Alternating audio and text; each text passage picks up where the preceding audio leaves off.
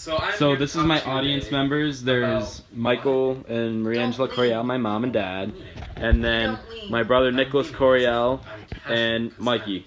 So they're 4 people, and they're all over 10 years old. So I'm going to give my speech now. Okay, so good evening. Glad to have you here today. So I have a question for you. Have you guys ever listened to a jazzy piece of music and wondered what it was that was making the jazzy noises and the main melodies and the fancy notes and things like that? Or how that instrument was made? Well, I'm here to tell you today about it. That instrument that you fell in love with is called the saxophone. And it was invented in 1846 by Anthony Joseph Sax in Paris. So I'm here today to teach you about the history of the sax, its musical applications, and what the sax can do. Anthony was a Belgian-born man, son of the head of instrument invention of Belgium. So he obviously knew a lot about what he was doing. Whenever he was creating the saxophone, he wanted to create an instrument that could harness the power of a brass instrument with the subtleties of a woodwind instrument, and he wanted to keep the facility of a stringed instrument. So basically what he did, he took the mouthpiece from a brass instrument, the mouthpiece of a brass instrument, and put it on a woodwind and was like, boom, saxophone, the end.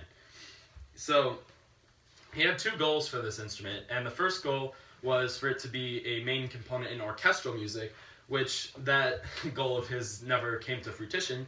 However, his second goal was for the military bands to use this in Paris, because the military band in Paris was kind of a joke, and so he wanted to beef up the band. And so he did this by reforming every instrument in their band, like clarinets and trumpets, but he also created this instrument to bridge the gap between brass and woodwind.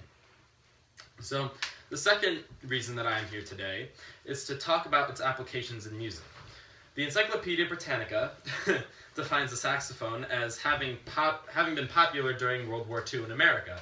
So during this time, there was a Harlem Renaissance going on in major cities in the United States like New York City, particularly Harlem, where it gets its namesake. In these areas, there was a cultural rebirth where African-American rhythms, literature, culture, and art were booming up into the regular culture of the United States.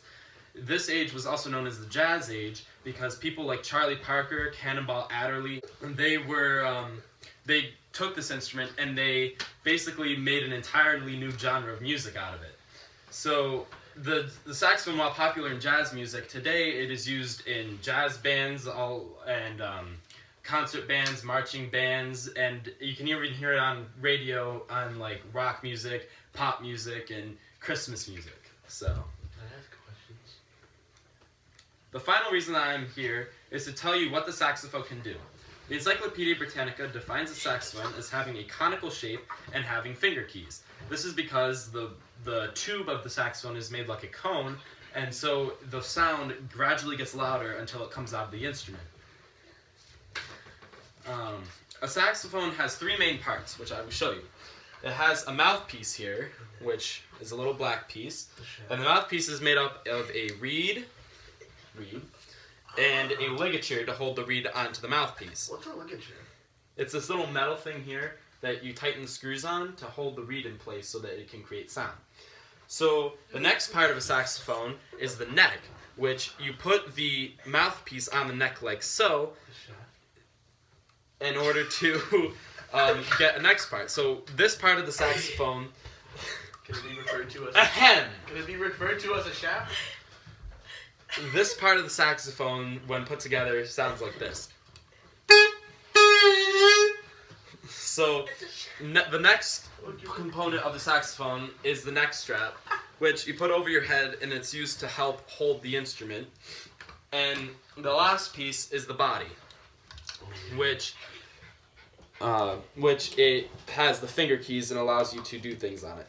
So, if I put it all together, you can play every note down from a B flat to a high F sharp. So, yeah, they're not the most pleasant of notes, but the ones in between, those are the ones that you are able to create melodies with. So, if I play the chromatic scale, which has every note of the saxophone on it, it'll sound something like this. So